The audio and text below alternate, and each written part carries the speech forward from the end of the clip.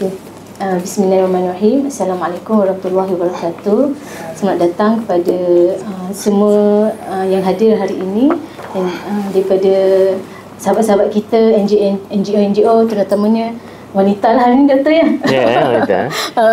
So kami ada wakil ni.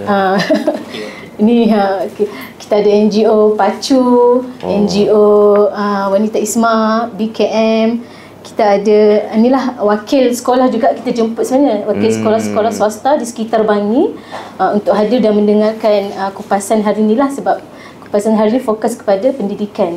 Jadi Tuan Saufi daripada Sri Maghfirah ya. Okey, ahlan, dan seorang lagi Cikgu Halimatun ya, daripada Sri Maghfirah juga. Okey, alhamdulillah. Okey, hari ini kita akan mengupas sebuah buku yang bertajuk Rahsia Kejayaan Jeneral Salahuddin. Ya. Okey.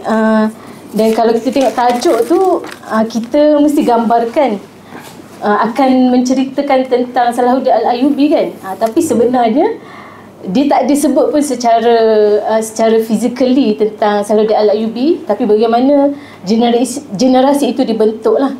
Nanti kita akan dengarkan kupasan selanjutnya oleh Dr. Farid. Dan saya beri sedikit gambaran Doktor. Okay. Secara overallnya buku ini dia menceritakan sejarah generasi umat Islam yang gemilang zaman dahulu, dan ia berkesan kerana formula dia, Doktor, formula atau metod yang mereka gunakan berjaya dikekalkan sehingga ke 3 generasi. Jadi sangatlah penting bagi kita, terutamanya wakil-wakil wanita, persatuan wanita kan, sebagai ibu yang mendidik anak di rumah kan, untuk kita memahamilah sejarah dahulu, dan mungkin kita boleh bawa formula itu kita applykan lah dalam kita punya lingkungan kan. Okay, insyaAllah. Sebelum kita melanjutkan perbincangan kita, suka untuk saya perkenalkan sikit lah Doktor ya. Surah Khadijah ni siapa? Okey. Nama persatuan kami adalah Persatuan Surah Khadijah, yang mana kami dah ada di seluruh negara. Cuma Sabah Sarawak je lah kita belum masuk. Dan kita ada 3 poin utama, ataupun kita punya setiap kempen ke atau program kita akan utamakan 3 perkara lah. Yang pertama adalah tentang akidah, yang mana kita akan kupaslah setiap dalam program kita. Program kita bukan saja program ilmiah beginilah, tapi kita banyak juga lah ada program melawat, program jualan-jualan macam itulah kan. Tapi kita akan keselitkan jugalah 3 elemen ni. Satu akidah, satu pendidikan. Pendidikan ni salah satu yang inilah kami di pusat akan buat perkara, maksudnya program yang sebeginilah kan, jalinan dengan NGO lain. Dan yang ketiga adalah ekonomi, sebab dalam kalangan ahli kami ramai ahli-ahli wanita ni yang bekerja sebagai peniaga. Jadi itu antara main point dalam Surah Khadijah yang kita akan jalankan dalam setiap program kita. Okey, baik. Hari ini saya datangkan, kami bawakan tokoh yang saya kira terkenal lah kan. Kita boleh dengar di televisyen, radio kan, di mana-mana platform, iaitu Dr. Farid Muhammad Syahran, Fellow Utama Pusat Kajian Syariah, Undang-Undang dan Politik Syarak IKIM. Selamat datang Doktor. Terima kasih. Okey, insya-Allah tanpa membuang masa saya terus menjemput Doktor lah. Kita akan Doktor akan memberi kupasan selama 45 minit sehingga ke sejam. Kemudian para hadirin boleh tanya soalan selepas itu ya. Okey. Tafadhal Doktor. Okey. Bismillahirrahmanirrahim. Assalamualaikum warahmatullahi wabarakatuh. Alhamdulillahirabbil alamin, wassalatu wassalamu ala Rasulillah wa ala alihi wa sahbihi ajma'in. Rabbi shrah li sadri wa yassir li amri wahlul 'uqdatam min lisani yafqahu qawli. Subhanaka la ilma lana illa ma 'allamtana innaka antal alimul hakim wa la hawla wa la quwwata illa billahil 'aliyyil 'azim. Terima kasih saya ucapkan kepada pengacara majlis, ya, yang saya hormati pimpinan Usrah Khadijah. Tak maaf nama tu take time lah untuk ta'aruf tu, insya-Allah lama-lama kenal lah. Seterusnya tuan-tuan puan-puan yang hadir bersama-sama kita pada hari ini untuk kita berwacana berkaitan tajuk ulasan ataupun kupasan buku penting, iaitu Kebangkitan Generasi Salahuddin dan Kembalinya Al-Aqsa ke Pangkuan Islam. Asalnya buku bahasa Arab, tulisan Dr. Majid Irsan Kailani, seorang berasal dari Jordan, tetapi banyak belajar sehingga ke Amerika Syarikat, dan ini antara karya penting beliau lah dalam mengkaji kemenangan dan faktor ataupun konteks yang melatari kemenangan Salahuddin Al-Ayyubi. Dan sudah pasti tajuk berkaitan dengan Salahuddin Al-Ayyubi ini begitu penting sekali untuk kita pada hari ini, memandangkan ia merupakan simbol kemenangan umat Islam, terutama sekali dalam menguasai atau mengambil kembali Al-Aqsa dalam sejarah. Al-Aqsa ini dah bertukar apa orang kata, penjajahan itu begitu banyak sekali. Ada kajian yang mengatakan hampir 33 kali dah bertukar tangan Jerusalem tu antara kuasa-kuasa besar. Malah Salahuddin Al-Ayyubi ni mengatakan sesiapa yang menguasai Al-Aqsa, dia menguasai dunia. Dan memang benar, itulah hakikatnya pada hari ini. Mereka yang menguasai Masjidil Aqsa itu ataupun Jerusalem itu, mereka lah yang sebenarnya menguasai dunia, kerana itu merupakan tempat pertembungan ataupun tempat adanya agama-agama besar. Dan dalam sejarah kita, sejarah Islam, itulah tempat para rasul dihantar, sejarah besar, ya, sehingga peristiwa Isra' Mi'raj pun berpusat di situ. Dan yang lebih penting lagi adalah isu Palestin yang hari ini merupakan isu paling besar. Hari ini kita berasa sempit dada melihat apa yang berlaku di Palestin, di Gaza, dan ramai yang seperti putus harapan. Bagaimana kita boleh menang dalam keadaan begini, kan? Itulah pentingnya buku ini. Buku ini sebenarnya dia memberikan satu sinar harapan, dia memberikan satu pencerahan, dan dia beyond emotional emotional sphere ataupun perspektif. Kalau kita mengkaji karya Majid Irsan Kailani ini, kita tahu bahawasanya kita ada harapan untuk mendapatkan kembali Palestin. Tetapi sudah pasti jalannya itu panjang. Kita hargai mereka-mereka yang cuba berjuang pada hari ini untuk sumut flotilla lah, apa semua, kan. Kita terasa itu juga merupakan satu bentuk jihad, satu bentuk usaha untuk cuba mengubah keadaan yang ada pada hari ini dan untuk membebaskan Masjidil Aqsa dan Palestin. Tetapi sebenarnya kalau kita baca sejarah, khususnya melalui analisa Dr. Majid Irsan Kailani ini, sebenarnya jalan yang paling berkesan untuk kita mengambil kembali Palestin itu adalah jalan yang bersifat proaktif, dipanggil proaktif, jangka panjang, berjangka panjang.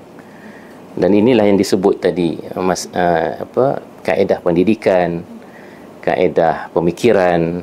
Itulah yang sebenarnya jalan yang paling berkesan untuk kita mengambil kembali Palestin atau Al-Aqsa itu ke tangan umat Islam. Dan ia akan mengambil masa yang panjang pastinya. Dan kemungkinan kita sendiri tak dapat melihat kejayaan itu. Sebagaimana kalau kita lihat nanti Imam Al-Ghazali, Abdul Qadir Jilani, ini tokoh-tokoh besar yang sebenarnya mempersiapkan latar belakang kemenangan Salahuddin itu dalam sejarah. Mereka sendiri tidak dapat melihat kemenangan Salahuddin 80 tahun kemudian apabila Salahuddin Al-Ayyubi recapture Jerusalem.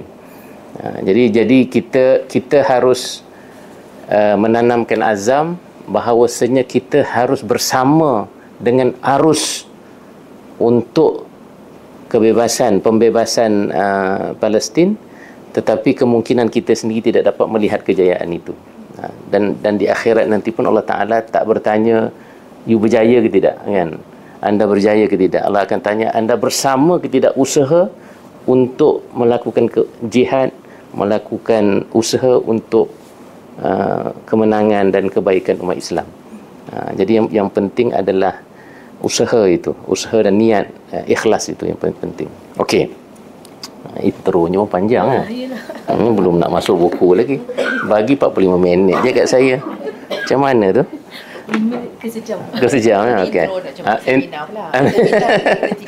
Okey, buku ni yang kita nak kupas ini amat penting bagi saya.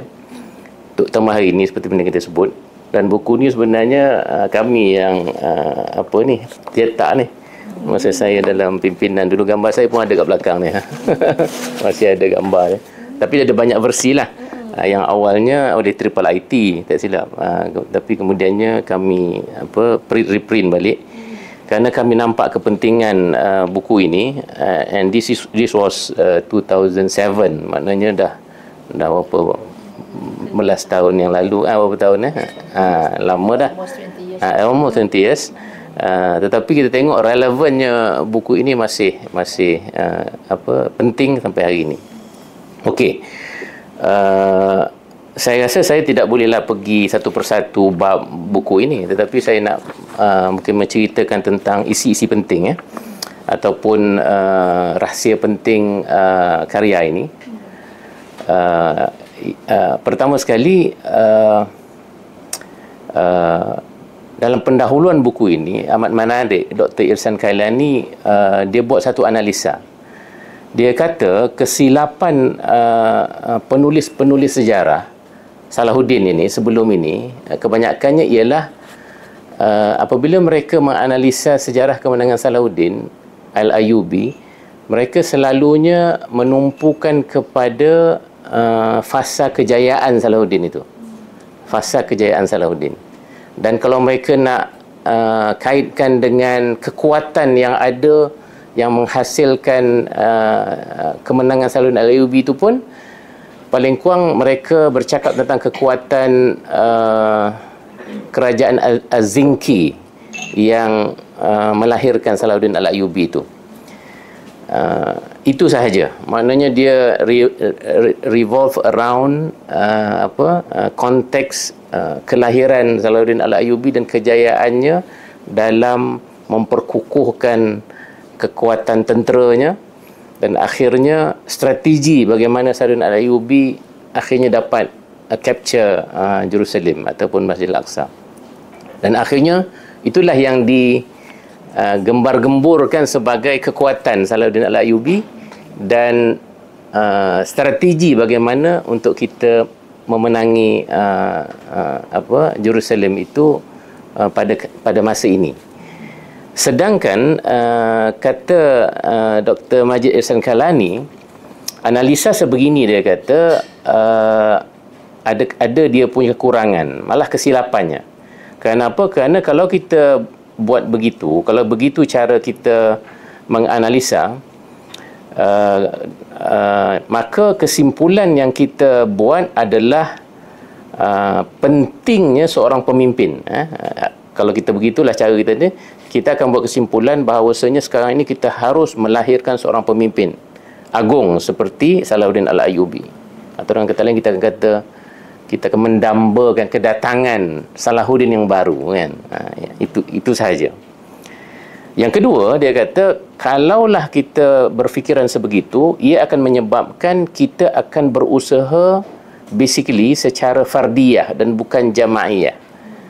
Kerana kita sering melihat individu ni, kita nak lahirkan individu.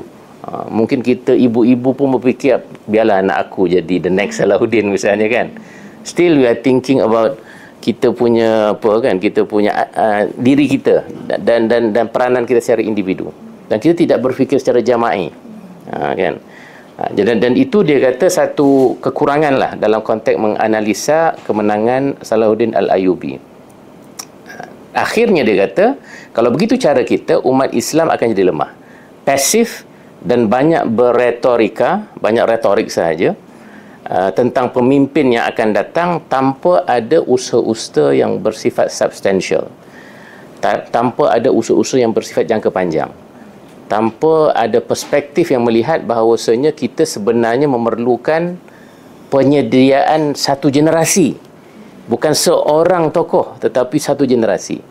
Dan sebab itulah kita lihat karya Majid Ihsan Kailani ni, tajuk dia pun penting. Dia mengatakan kebangkitan generasi Salahuddin.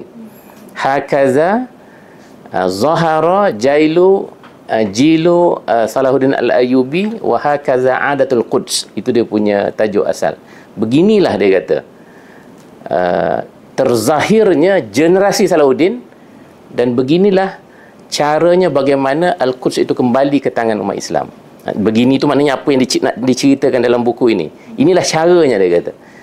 Jadi sebab itu beliau menggunakan istilah generasi, Jelu Salahuddin. Dia tak cakap tentang Salahuddin Al-Ayyubi persorangan, tetapi generasi.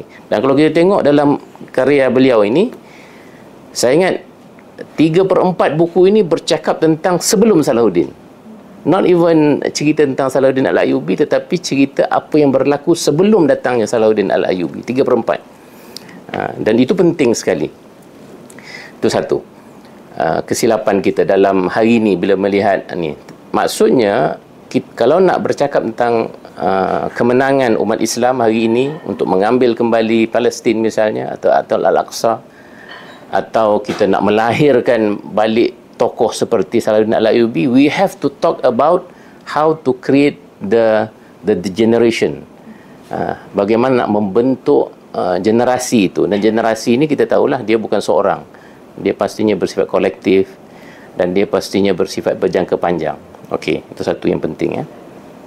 Yang kedua, poin penting dalam buku ini yang nak disebut oleh Dr. Majid Ihsan Kailani ialah dia mengatakan bahawasanya kemenangan mana-mana kejayaan atau kemenangan mana-mana misi peperangan ataupun misi politik misalnya, secara umum, yang lebih umum, politik sebenarnya berasaskan kekuatan ilmu dan pemikiran dan pendidikan. Tiga benda kemenangan mana-mana misi politik dan misi peperangan yang hebat dalam sejarah sebenarnya bermula dengan kekuatan ilmu, kekuatan pemikiran dan kekuatan pendidikan dan kekuatan kerohanian. Ada 4 perkara tu. Kekuatan kerohanian. Dan itu semua merupakan ramuan penting kemenangan generasi Salahuddin Al-Ayyubi. Hari ini bila kita bercakap tentang Palestin, sekali lagi kita banyak kecewa dengan kelemahan kepimpinan umat Islam, kepimpinan negara-negara Islam, OIC misalnya, dan kita nak supaya peranan kepimpinan, peranan politik itu dimainkan dengan lebih besar oleh pemimpin-pemimpin umat Islam lah. Tapi kita tidak, kadang-kadang kita lupa pemimpin itu dilahir daripada generasi, daripada masyarakat, daripada umat. Jadi kalau kita kecewa dengan kepimpinan yang ada, sebenarnya kita kecewa dengan umat yang ada pada hari ini. Benda yang sama kan. Dan kalau kita rasa kita nak menukar kepimpinan, kita sebenarnya harus menyediakan umat yang bagus atau generasi yang bagus insya-Allah secara automatik dia akan melahirkan kepimpinan yang bagus. Dan itu berlaku dalam konteks Salahuddin Al-Ayyubi. Sebenarnya dia punya generasi itu sendiri exceptional. Generasi Salahuddin itu sendiri generasi yang berbeza dengan generasi-generasi biasa dalam sejarah, termasuk sejarah umat Islam. Dan ada rahsianya pada generasi Salahuddin itu yang berbeza dengan rahsia atau dengan ciri-ciri generasi umat Islam yang biasa, termasuklah pada hari ini, kan? Maknanya kalau pada hari ini kita masih lagi dengan kualiti generasi kita macam ni, janganlah kita mengimpikan lahirnya seorang Salahuddin Al-Ayyubi, termasuklah anak kita tadi. Kan? Kita mungkin rasa anak kita lah boleh jadi macam jadi Salahuddin, tetapi kalau dia punya environment, dia punya sistem pendidikan, dia punya penyediaan itu tidak exceptional sifat dia, tidak hebat sifatnya, tidak mengambil sifir sejarah yang berlaku ketika kemenangan Salahuddin Al-Ayyubi, sebenarnya kita hanya bermimpi saja untuk melahirkan Salahuddin dan juga untuk recapture kembali Palestin. Okey, jadi itu poin kedua. Maknanya macam mana pun kita rasa kepimpinan hari ini lemah, yang lebih proaktif adalah kita memikirkan macam mana kita nak mengubah kepimpinan tersebut dengan menyediakan generasi yang akan melahirkan kepimpinan, tapi bukan hari ini, tapi dia kepimpinan akan datang. Okey. Jadi itu saya ingat dua poin penting yang kalau kita nak lihat dia punya jis falsafah di sebalik penulisan Dr. Majid Ihsan Kailani. Okey, kita lihat pula dia punya macam mana dia menyusun dia punya analisa dalam buku ini. Buku ini disusun dalam 6 bab.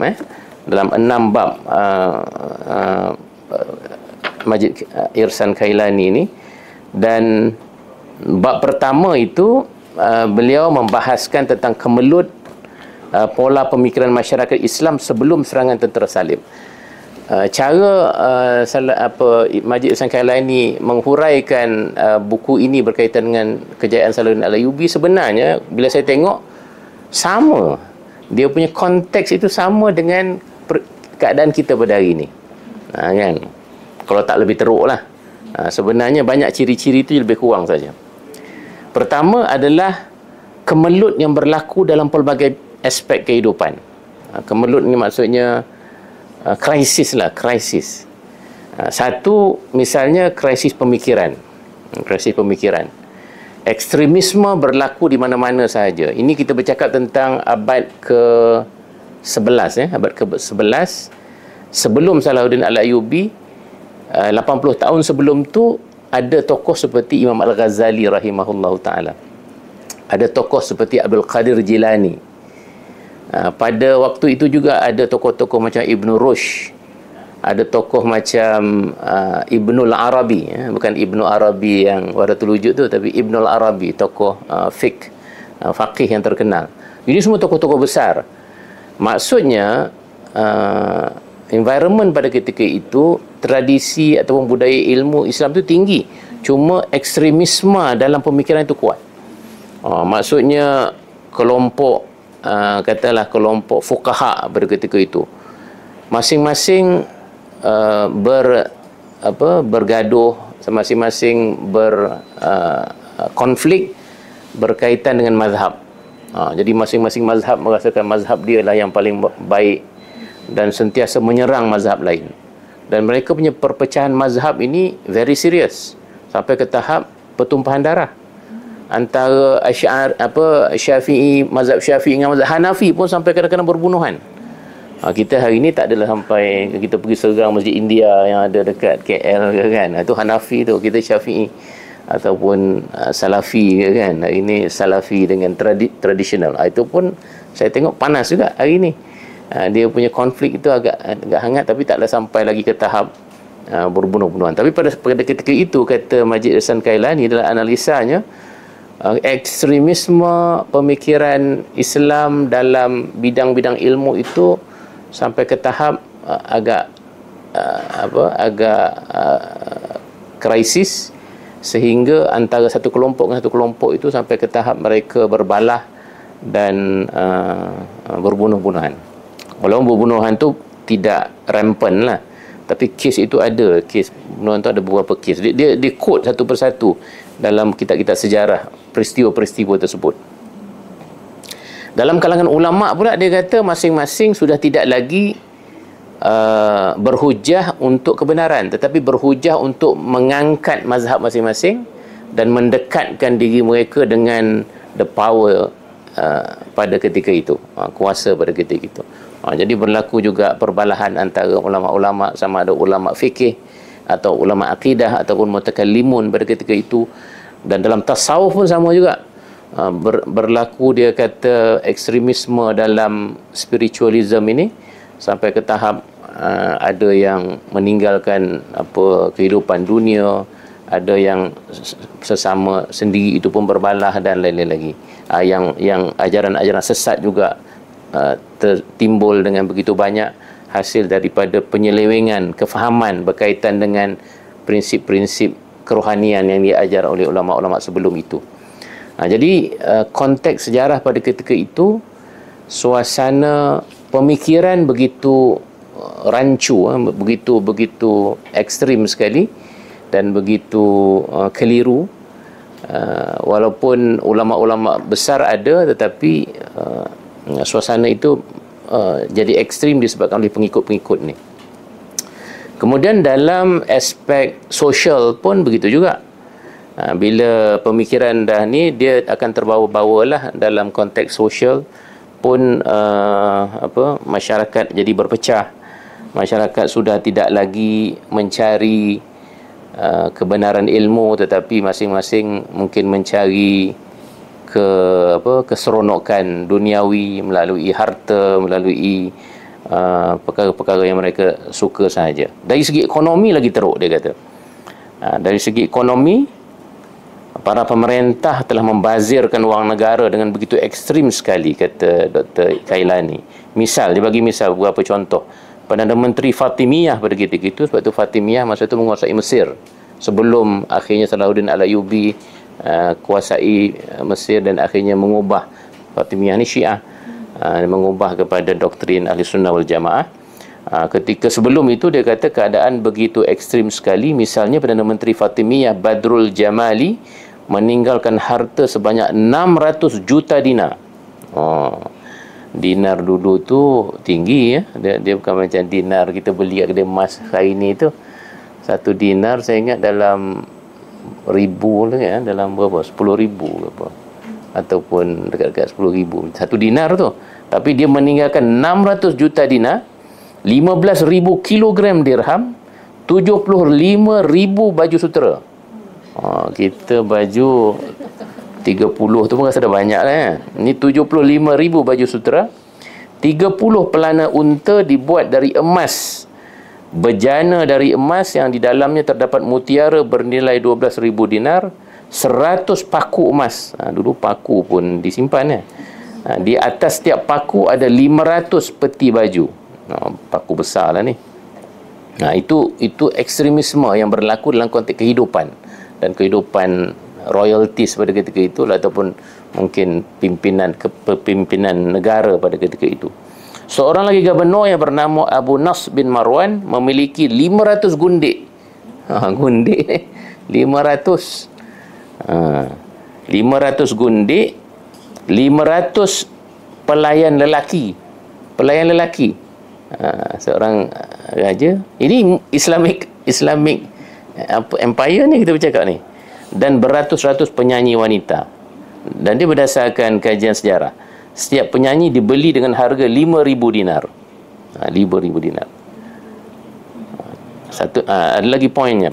Kelengkapan pernikahan Puteri Sultan Malik Shah dibawa ke istana dengan iringan 130 unta berhiaskan kain sutera buatan Romawi yang membawa pelbagai bejana diperbuat dari emas dan perak.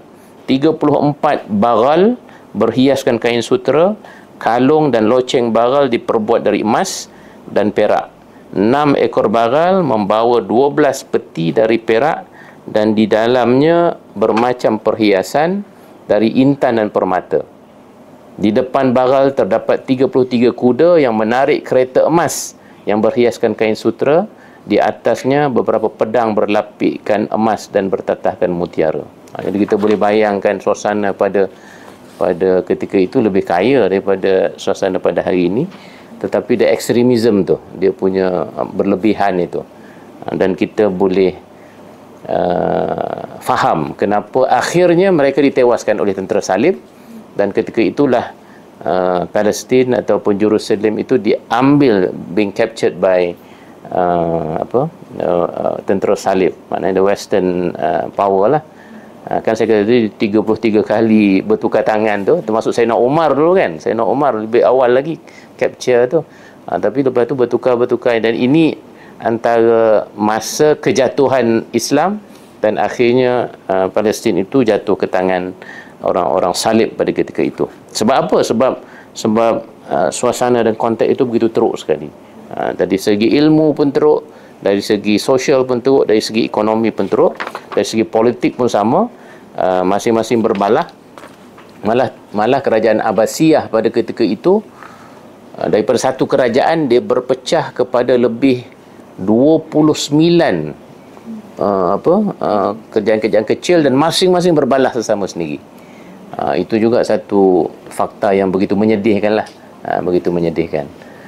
Dan hari ini taklah banyak beza, cuma mungkin tak ekstrim seperti itu, sebab hari itu Islam berada dalam kekuasaan dunia pada ketika itu. Tapi hari ini dalam keadaan Islam tak kuat pun, negara-negara Islam berpecah-pecah. Negara Arab sendiri yang banyak pun tidak mampu untuk mempertahankan saudara mereka di Palestin.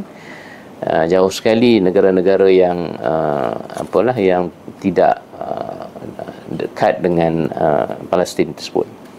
Jadi itu yang berlakulah, dia punya konteks yang akhir sekali menyebabkan berlaku reformasi, berlaku reform. Dan reform itu, kata Majid Ihsan Kailani, ini belum lagi ni ini kita bercakap tentang 80 tahun sebelum Salahuddin Al-Ayyubi datang. Dan pada ketika itulah berlaku satu reform dari sudut pemikiran, dari sudut ilmu, yang dimulakan oleh tokoh-tokoh ilmuwan Islam yang hebat, dan tokoh yang paling berpengaruh melakukan sumbangan terhadap reform ini adalah Imam Al-Ghazali rahimahullah ta'ala. Bermula daripada pemikiran Imam Al-Ghazali itulah berlaku perubahan. Sebab itu Imam Ghazali punya karya besar itu dinamakan Ihya Ulumuddin, menghidupkan kembali ilmu-ilmu agama. Dan kalau kita baca Ihya Ulumuddin pun, dia sebuah karya yang sebenarnya very reformatif sifat dia, dan transformatif juga.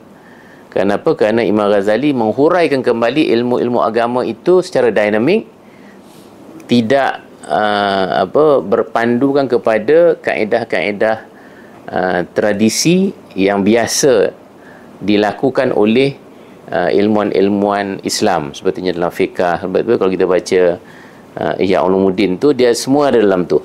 Ada fiqah dalam tu, ada akidah dalam tu, ada epistemologi, masalah ilmu. Sebab itu kitab Ihya Ulumuddin tu ada 40 jilid.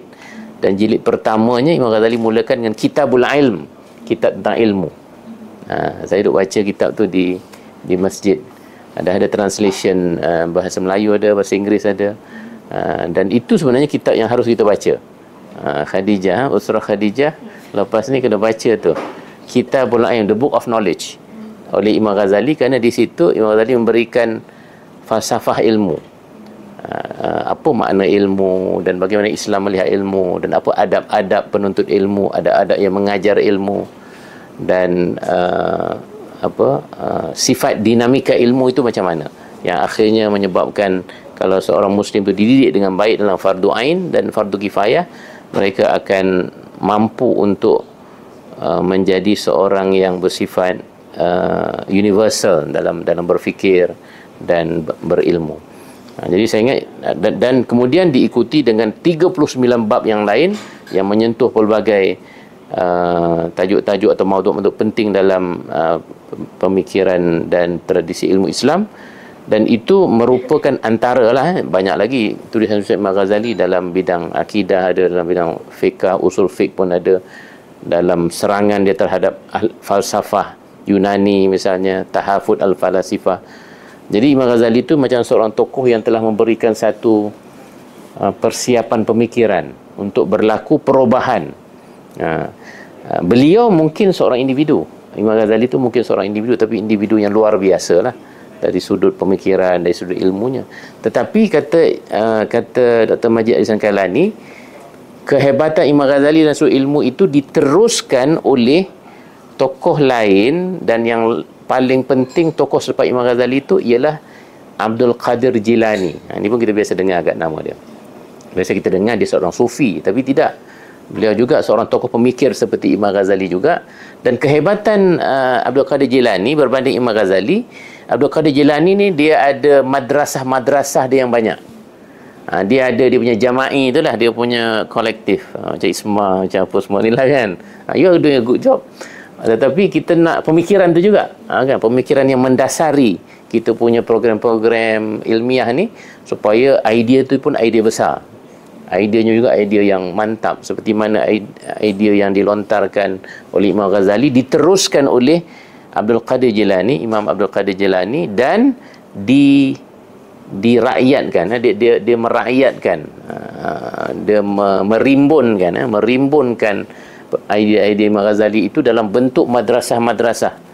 Madrasah-madrasah ni school of thought lah, yang begitu banyak, yang berkembang, dan akhirnya dia seperti satu ombak besar atau tsunami besar yang melanda pemikiran umat Islam dan merubah, dia bersifat transformatif, dan akhirnya berlaku satu peningkatan kualiti dalam budaya ilmu umat Islam zaman itu, yang akhirnya melahirkan yang kita panggil generasi tadi, kan? Sebab dia 80 tahun je lebih kurang, 70 tahun 80 tahun je beza antara Imam Ghazali tadi tu, kemudian disebar luaskan oleh Abdul Qadir Jilani dan dia punya school of thought tu, dan akhirnya melahirkan satu suasana lah, satu environment yang begitu baik dalam konteks ilmu, yang disokong dan didukung oleh pemerintah yang bagus juga, iaitu pemerintah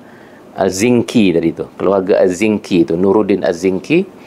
Dan daripada keluarga Nuruddin Az-Zinki ataupun pemerintah Nuruddin Az-Zinki ni lahir seorang tokoh yang bernama Salahuddin Al-Ayyubi. Jadi kata Kailani, Salahuddin Al-Ayyubi ni dia bukan seorang Salahuddin. Dia bukan seorang Salahuddin yang lahir dari vacuum, kan? Maknanya tiba-tiba je lahir, Tuhan hantar seorang macam Nabi begitu. Tidak. Dia adalah salah seorang daripada individu dalam satu generasi yang hebat-hebat belaka. Yang semuanya hebat. Itu satu. Maksudnya bukan Salahuddin seorang lah. Salahuddin itu didokong oleh the whole community yang hebat-hebat. Dari sudut ilmuannya pun hebat, dari sudut pemimpinnya pun hebat, dari sudut budaya ilmu, dari sudut sistem pendidikan juga bagus pada ketika itu, yang akhirnya Salahuddin ni macam just one of yang bangun, yang ni memimpin dan yang lainnya mengikut. Kan, itu satu. Yang kedua, ciri Salahuddin ni pula, dia bukan seorang ciri pemimpin saja. Salahuddin Al-Ayyubi ni juga mempunyai ciri keilmuan sebagaimana ilmuwan hebat tadi tu. Dia ada ciri kerohanian sebagaimana tokoh-tokoh tasawuf yang hebat. Dia ada pada Salahuddin Al-Ayyubi. Dia ada ciri-ciri kepimpinan yang hebat sebagaimana yang ada pada pemimpin-pemimpin yang ada pada masa itu. Maksudnya ada gabungan kehebatan yang luar biasa, exceptional pada Salahuddin dan yang lain-lain, yang akhirnya menyebabkan apabila beliau menjadi pemimpin, beliau tidak mudah dipengaruhi oleh materialism, kan, sebagaimana yang berlaku sebelum itu. Bila dia bercakap tentang keilmuan, dia tidak ekstrim sebagaimana yang berlaku sebelum itu. Mana tradisi ilmu itu telah disusun dengan baik, dan itulah yang akhirnya berakhir dengan kemenangan Salahuddin Al-Ayyubi yang telah berjaya recapture Jerusalem ataupun Masjidil Aqsa. Okey. Jadi saya ingat itu mungkin secara ringkas lah. Sebab kalau buku ni dia susun begitulah. Pertama tadi tentang latar belakang tadi tu. Kemudian bab kedua bercakap tentang kekacauan pemikiran itu. Bab ketiga bercakap tentang peringkat awal gerakan reformasi dan transformasi yang dibuat oleh Imam Al-Ghazali, dan menceritakan macam mana model yang dibuat oleh Imam Al-Ghazali tersebut.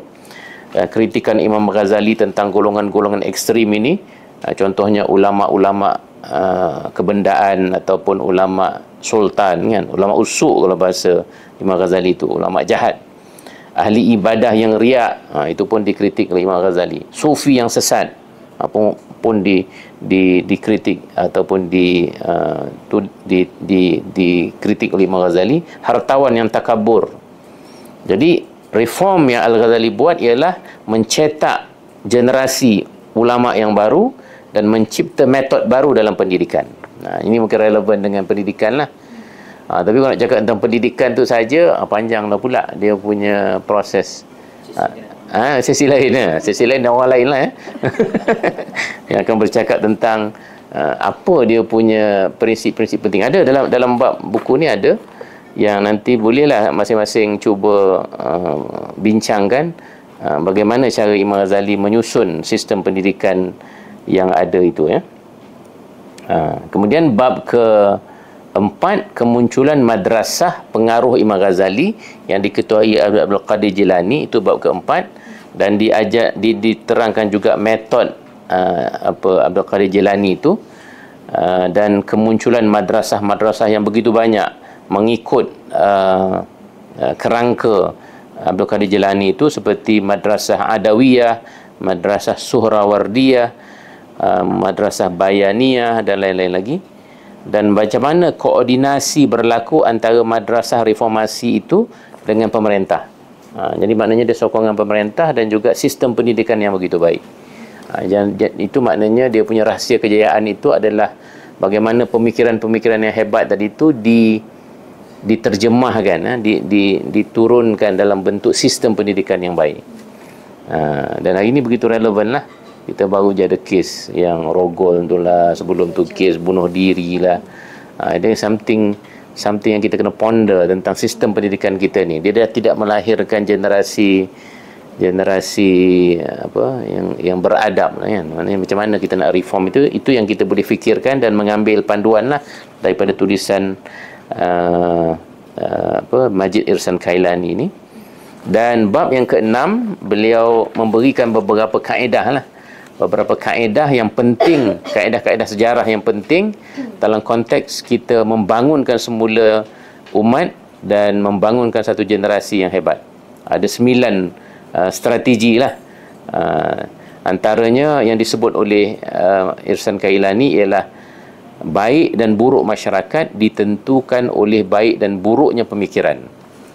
Maknanya kalau kita nak melahirkan masyarakat yang hebat, kita kena melahirkan dulu idea-idea besar. Kita kena rakyatkan dulu idea-idea besar. Sekarang hari ini kita idea besar pun tak ada, kan. Tak ada idea besar.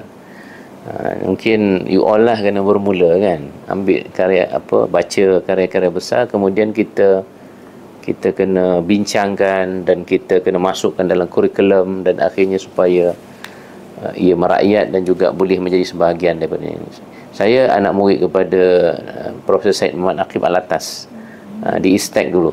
Antara idea besar Prof. Syed Naqib Al-Atas ni adalah adab dan takdib. Adab dalam pahamnya yang luas, bukannya adab yang kita faham hari ini, makan tak boleh berbunyi, kan, tunduk depan mak ayah. Itu buah-buah adab. Tapi dia punya akar adab itu adalah hikmah, adalah sifat adil, dan the recognition of proper place, the recognition of things in its proper place. Kita mengenali sesuatu itu pada tempatnya yang betul. Hari ini kenapa berlaku kebiadaban, kes-kes yang ini, sebab apa? Sebab they have lost, dia dah kehilangan hikmah, dia dah hilang ilmu tentang kedudukan sesuatu pada tempatnya yang betul. Kedudukan guru tu macam mana, of course yang pertama kedudukan Allah Ta'ala itu dalam pemikiran tu, macam mana dia faham Tuhan, dia faham Nabi macam mana, kemudian dia faham ilmu macam mana, dia faham ilmuwan macam mana, dia faham ibu bapa macam mana. Jadi benda-benda itu dah celaru dalam pemikiran anak-anak kita pada hari ini, sehingga mereka dah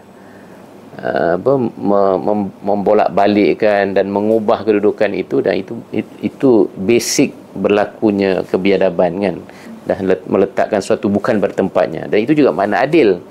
Adil itu adalah wadu'u syai' fi maudhi'ihi, meletakkan suatu bertempatnya yang betul.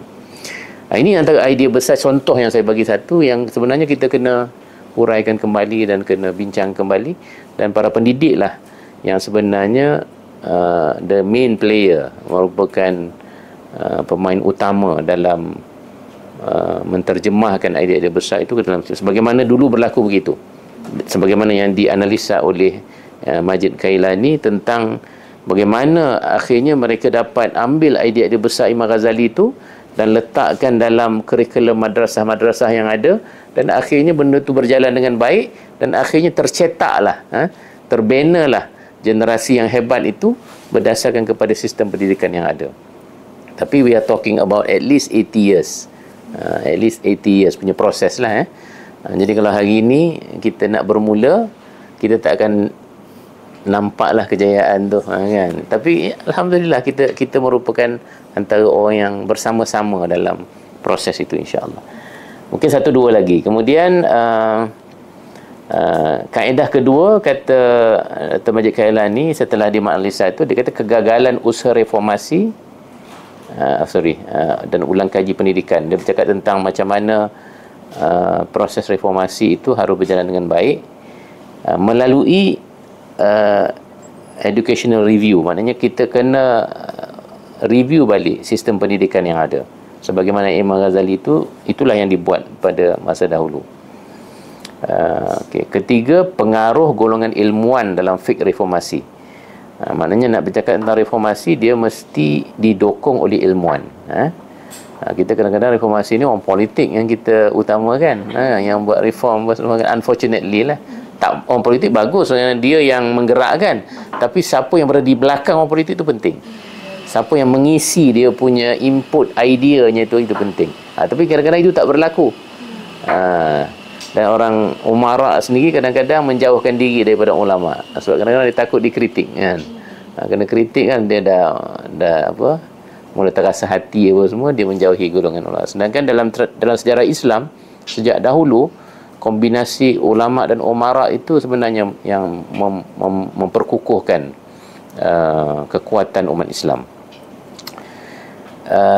Yang keempat, ni kaedah-kaedah lah yang diberikan oleh ini, kepentingan manhaj yang benar dalam pelaksanaan reformasi. Mana nak laksanakan reformasi pun dia punya manhaj itu kena betul. Dia juga bercakap tentang perpaduan antara keikhlasan dan strategi yang benar.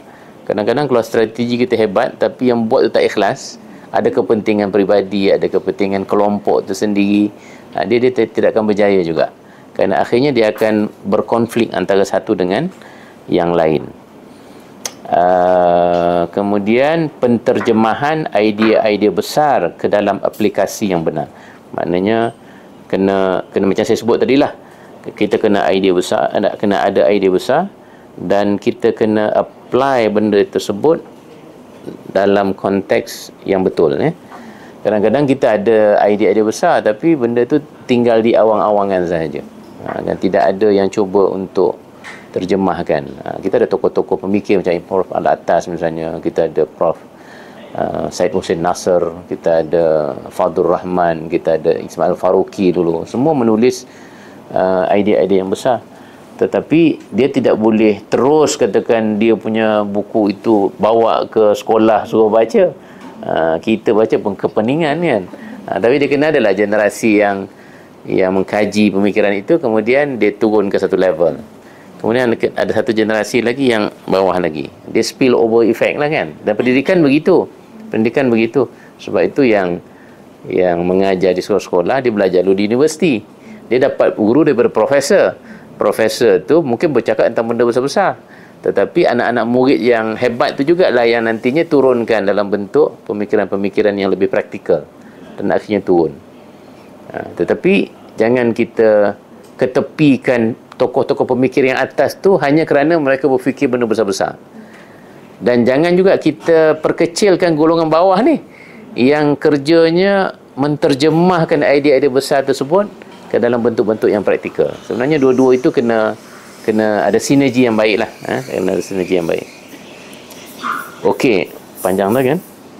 So macam dah sejam dah tu. Okey, hampir sejam. Hampir sejam. Okey, saya ambil lagi mungkin 5 minit lagi sebelum kita mungkin bersoal jawab lah. Saya rasa itu lebih penting lagi Jadi kesimpulan saya, buku ini dia bukan sekadar buku sejarah. Dia ada fakta-fakta sejarah yang menarik, tetapi dia merupakan buku falsafah sejarah. Dia buku falsafah sejarah. Maknanya Dr. Majid Kailani dia bukan sekadar menulis data-data dan fakta-fakta, tetapi dia meletakkan fakta itu dalam kerangka besar. Kerangka besar. Dia dah ada dia punya idea-idea dia nak sampaikan dan diberikan fakta sejarah itu berdasarkan yang kita sebutkan tadi. Dan saya rasa itu penting dan kita kurang sangat buku-buku begini. Kerana buku begini dia memandu kita. Dia menggunakan sejarah untuk memandu pemikiran kita. Bukan sekadar meletakkan data-data dalam pemikiran kita sehingga kita tahu tentang Salahuddin Ayyubi, kita boleh sebut A sampai Z dia punya kehidupan. So what? Kan? Akhirnya orang tanya so what? Apa yang kita boleh belajar daripada Salahuddin Ayyubi untuk kita punya zaman pada hari ini? Yang itu yang dia buat. Itu yang Dr. Kailani buat. Dia cuba mengambil sifir-sifir sejarah yang sebenarnya kalau kita ikuti balik dengan baik, kita boleh mengulang balik sejarah yang ada. Kan sejarah ni sifatnya cyclical kan. Dia akan datang kembali. Tilkal ayyam nudawiluha bainan nas, kata Al-Quran. Hari-hari itu kami putarkan, kita putar antara manusia. Kejap kita di bawah, kejap kita di atas. Sekarang ni umat Islam berada di bawah. Unfortunately, kita pernah berada di atas. Dalam konteks menguasai Palestin, Al-Aqsa pun kita pernah menguasai beberapa kali. Tapi ini adalah zaman kita berada malangnya di bawah, tetapi bukan bermakna kita tidak boleh memutarkan roda itu supaya kita kembali berada di atas. Tetapi haruslah mengikut dia punya sifir lah. Sifir apa? Sifir sejarah. Sifat sejarah ini dia berulang kan, sifatnya berulang. Sebab manusia sama aja. Manusia dulu dengan manusia sekarang, semua Tuhan bagi dua tangan juga. Kan? Akal, otak pun sama. Cuma macam mana kita menggunakan akal kita tu, macam mana kita berfikir, macam mana kita bertindak yang akan menyebabkan kita berada di atas atau berada di bawah. Jadi sebab itu it is not an impossibility. We're not talking about utopia kat sini. Nak dapatkan balik Palestin dalam keadaan very ideal. Tidak. Tetapi kita bercakap dalam keadaan kita baca sejarah berpandukan apa yang Dr. Kailani sebut dan kita cuba susun mengikut sifir yang ada itu supaya sebagaimana mereka dapat melahirkan generasi yang hebat yang melahirkan Salahuddin, kita juga insya-Allah kalau kita ikut dengan baik, kita pun boleh menyediakan satu generasi yang akhirnya nanti insya-Allah one of them will be the next Salahuddin kan, the next Salahuddin. Mungkin 50 ataupun 100 tahun yang akan datang. Okey, itu satu. Buku ini buku falsafah sejarah. Ini kesimpulan-kesimpulan ni. Yang kedua, dia tidak berpusat kepada kejayaan individu. Cara Dr. Kailani menyusun karya ini untuk menceritakan satu-satu kejayaan yang hebat, dia tidak berpusat kepada kejayaan individu. Walaupun tajuk bukunya itu tentang seorang tokoh, Salahuddin Ayyubi, tetapi ia didokong oleh satu generasi. Tapi so it is not about him alone, tetapi ia adalah berkaitan dengan generasi yang hebat yang ada pada masa itu. Okey. Yang ketiga, poinnya ialah karya ini ingin menekankan hakikat bahawa kejayaan politik sehebat kemenangan Salahuddin Al-Ayyubi sebenarnya diawali dengan persiapan ilmiah dan kerohanian yang dilakukan oleh ilmuwan terdahulu yang hebat. Kan? Maksudnya Maksudnya dia tidak terpisah antara kekuatan ilmu dengan kemenangan politik atau kemenangan ketenteraan. Sama lah hari ni kan, kalau orang politik pun nak menang, kalau dia tidak ada dokongan daripada ilmuwan, daripada pendidik dan lain-lain, sebenarnya dia punya kemenangan itu kemenangan yang mungkin sifatnya begitu sementara, bila sahaja boleh jatuh. Kenapa? Kerana dia tidak ada asas ilmu yang kuat. Kan, asas ilmu itu yang penting dalam apa-apa pembinaan, ya. Dan yang keempatnya, poin yang keempat ni kesimpulannya, yang akan meruntuhkan sebuah tamadun itu ialah gejala ekstremisme dalam pelbagai bidang. Seperti mana yang ditunjukkan oleh Dr. Kailani, bila berlakunya ekstremisme yang teruk dalam pelbagai bidang, itu tanda-tanda keruntuhan sebuah tamadun. Dan ia ditandai dengan kehilangan hikmah, kehilangan kebijaksanaan, yang akhirnya membawa kepada kezaliman, ketidakadilan, bukan sekadar di peringkat masyarakat, tetapi bermula dengan kezaliman pada diri kita sendiri. Kan? Dalam Islam ni, kezaliman tu dia bermula pada diri kita. Sebab itu doa Nabi Adam, Rabbana atina Rabbana zalamna anfusana wa illam taghfir lana wa tarhamna lanakunanna minal khasirin.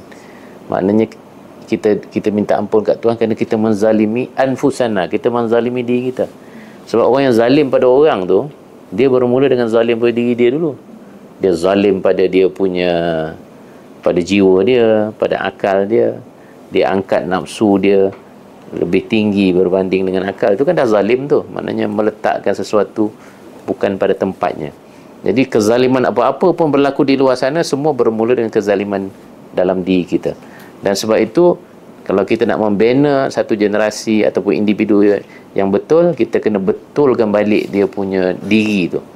Letakkan balik akalnya di tempat yang betul, letakkan jiwanya di tempat yang betul, letakkan nafsunya di tempat yang betul. Nafsu tu ada tempatnya, tapi di bawah, kan? Dikawal, dikontrol oleh akal dan jiwanya. Dan that is what education is all about.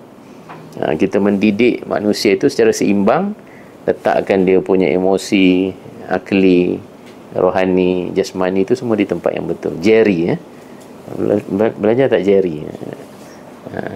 Falsafah pendidikan negara. Guru kena tahu tu. Kan? Jasmani, ada tambah S kan? Jasmani, emosi, rohani, intelek. Dan S, spiritual. Saksiah. Saksiah tu betulnya dimasuk R tadi tu, rohani kan. Anyway, dia punya falsafah dalam pendidikan Islam tu adalah keseimbangan, kesatuan. Itu yang paling penting. Okey, yang last, kesimpulannya, reformasi yang paling penting ialah reformasi berpaksikan ilmu dan fiqh, bukan sekadar retorik dan semangat. Dan hari ini pentinglah, kita tidaklah mengkritik orang-orang yang bersemangat apa semua hari inilah nak bebaskan Palestin. Tapi kita pun tahu kan, macam baru ni bot yang pergi tu, kita pun dah tahu apa akan berlaku. Tapi paling kurang kita appreciate lah mereka punya semangat itu. Keberanian itu pun satu benda yang hebat. Tapi kita tahu dalam keadaan hari ini, itulah sebenarnya yang berlaku kerana musuh kita tu musuh yang begitu kuat, musuh yang jahat dan kuat sebagaimana dulu. Tentera salib dulu pun begitu juga. Tetapi bezanya ialah Islam itu hebat. Masa zaman Salahuddin Ayyubi itu, orang Islam itu yang berubah menjadi lebih hebat. Jadi hari ini dalam keadaan musuh kita begitu, kita masih lagi berretorik dan beremosi, kita akan sampai kepada benda yang sama, pengakhiran yang sama sebenarnya. Sukar untuk kita memang menembusi ataupun merubah keadaan kan. Jadi kita kena berjiwa besar, kita kena kuat azam, dan kita kena berfikiran jauh dan bijaksana kan. Betul kita nakkan kemenangan, tetapi kemenangan itu harus melalui kaedah dan sifir sejarahnya yang betul. Dan itu yang diajar oleh Dr. Majid Irsan Kailani dalam karyanya ini. Saya ingat banyak dah saya sebut tu ya. Nak boleh dah ni nak bergerak membina madrasah-madrasah kita sebagaimana Imam Ghazali dulu akhirnya terbina madrasah. Kita bermula di sini, di tempat ini, insya-Allah semangat kita bina, semangat azam, dan insya-Allah kalau kita kuat, kalaupun tidak besar ombaknya, paling kurang ombak awal tu kita dapat bina ya, supaya nanti disambut oleh yang lain-lain dan akhirnya boleh membuat satu tsunami yang merubah keadaan. Jadi saya ingat saya berhenti di situ dulu. Kalau kita boleh berbincang lebih baik. Kalau tidak, saya syok sendiri je bercakap. Entah orang faham atau tidak, entah sedap atau tidak kan. Jadi eloklah kita berbincang supaya kita dapat manfaat yang lebih besar. Sekian. Assalamualaikum warahmatullahi wabarakatuh. Waalaikumsalam warahmatullahi wabarakatuh. Terima kasih kepada Dr. Farid. Ya. Okey. Sebelum tu saya buka teruslah ya kepada hadirin. Sekiranya ada apa-apa persoalan. Saya tak sentuh sangat tentang pendidikan secara khusus lah. Tapi boleh bincang lah kan. Kita boleh bincang insya-Allah. Boleh ajukan soalan. Ya. Okey. Wih, banyak soalan ni. Kalau saya boleh jawab, saya jawab. Kalau tidak, saya minta kawan-kawan jawab lah ya. Ini. Okey, tayan tu. Tayan tu saya pakai ni. Okey. Ana Syifa binti Said daripada Pacu. Okey. Ada soalan. Okey, bismillah. Syifa binti Said daripada Pacu Resources, dan misi kami jelaslah untuk kita membangunkan komuniti dan juga kita nak 1 juta jiwa, tu baru 1 juta baca dan celik Al-Quran. Jadi bila doktor sebut tadi pembikinan generasi ni kena bermula daripada nafs, orang kata tazkiyatun nafs tu. Kami lah, kalau Ana sendiri apa-apa masalah yang keluar daripada isu semasa apa semua, betul tak kalau kita anggap mereka ni sebenarnya dah jauh daripada ilmu Quran. Seasas-asasnya pun mereka dah tak mencintai Al-Quran tu. Nak minta respon sikit lah, dan mungkin cadangan daripada doktor apa yang kita boleh buat untuk pastikan komuniti ni celik Quran lah. Okay. Yang kedua, ni dari sudut adab dan hikmah tu. Mungkin yang datang hari ni semua macam tadi doktor kata tak sabar dah ni nak keluar kalau boleh nak bongkar buku tu. Dalam kita beradab dengan ilmu tu doktor, betul tak kalau macam contoh kita dapat, lepas tu kita terus rangka strategi and then kita buat mengikut kapasiti kita. Maksudnya bersungguh-sungguh tapi nak cepat. Saya faham, saya harap doktor faham benda tu. Dan ada tak cadangan untuk kita orang perempuan ni kan nak laju je. Lepas tu macam nak interpret tu apa orang kata disiplin dia. Betul. Okay. Wallahualam. Sebab saya belajar kalau apa-apa isu datang, kita tengok root cause dia. Sebab selalu kita fikir idea besar, tapi sebenarnya idea besar tu adalah asas yang utama. Wallahualam. Okey. Kita ni jawab terus ataupun kita ni jawab terus Jawab terus. Kumpul dulu. Ada dua mazhab tu. Sebab kalau dua kaul nak tutup ni. Kumpul dulu. Mungkin kita kumpul 3 dulu ke? Banyak-banyak kan saya tak ada jawab. Okey. Bismillahirrahmanirrahim. Assalamualaikum warahmatullahi taala wabarakatuh. Assalamualaikum. Dr. Farid. Saya Sofi daripada rangkaian Sekolah Yayasan Maghfirah. Alhamdulillah, rasa sangat berharga dapat menghadiri sesi pencerahan daripada doktor. Kami di Yayasan Maghfirah pun sedang membangunkan ekosistem pendidikan.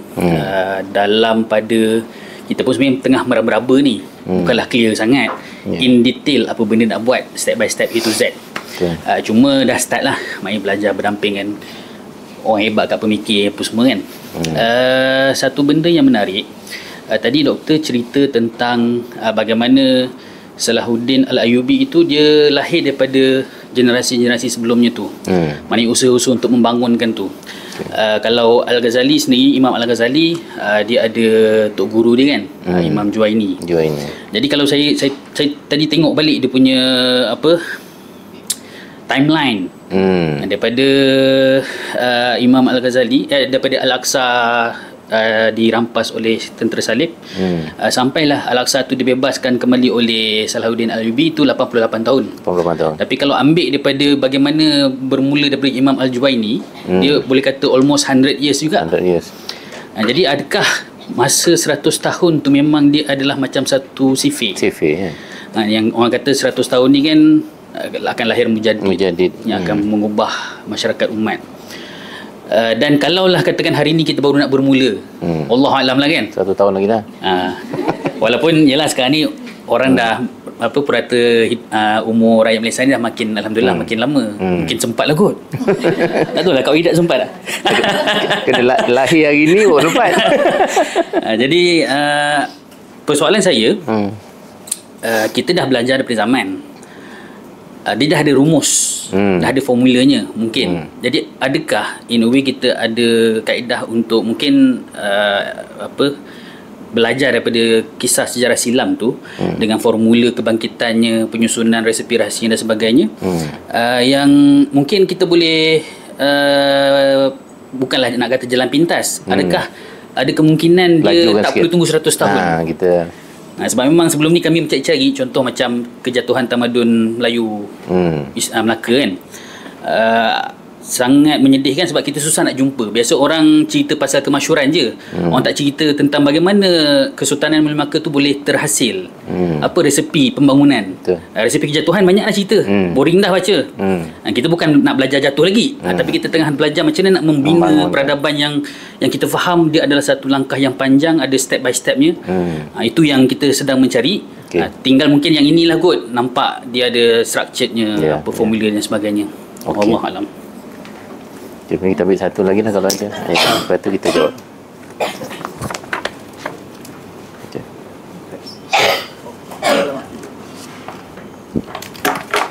Assalamualaikum warahmatullahi wabarakatuh. Mungkin sambung sikit kot apa yang Ustaz Sofi tanya, Ustaz Sofi kan. Dia macam ni, kalau kita lihat di Malaysia, dia soalan ni lebih praktikal lah, dia lebih realiti kan. Kalau kita lihat di Malaysia, zaman-zaman kebangkitan Islam di Malaysia, zaman-zaman fikrah bangunnya kefahaman Islam di Malaysia sekitar tahun hujung 70-an, awal tahun 80-an tu dah mula bangkit kan. Maksudnya hujung 70-an tu kalau ustazah yang mengajar di sekolah kita pun pakai scarf, itu pun dapat pakai scarf. Ada ustazah yang masa tu tak pakai tudung pun, pada pakai scarf tu dah sangat hebat lah masa tu, hujung 70-an. So awal 80-an macam tu. Kemudian kita bina, kita bergerak banyak gerakan-gerakan Islam yang bergerak, yang cuba bawa fikrah-fikrah yang mereka dapat daripada Timur Tengah, daripada Barat, balik, yang balik daripada luar negara bawa untuk mendidik, mengubah masyarakat. Dan alhamdulillah kita nampak arus tu, mungkin salah satu yang membantu masa tu adalah kemenangan revolusi Iran kot masa tu. Lepas tu berlaku revolusi Iran, jadi isu-isu keagamaan tu lebih bangkit semua.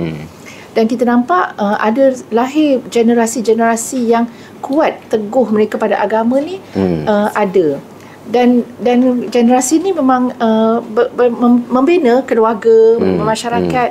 Tapi pada satu masa, sekarang ni setelah dalam 40 tahun, 45 tahun lebih kurang, kita tak sampai 100 tahun, kita tak sampai pergi nak berjaya, tak sampai ke kemuncaknya, kita dapati berlaku satu kemunduran, satu kemelut. Macam contoh paling senang, isu-isu kemasyarakatan. Kita tak payah tengok dalam-dalam pun, kita tengok apa yang berlaku pada generasi muda sekarang. Apa isu-isu kat surat khabar, apa yang berlaku di paparan media yang melibatkan generasi muda. Maknanya, bila kita bercakap pasal generasi, macam doktor cakap, dia generasi ni banyak lapis.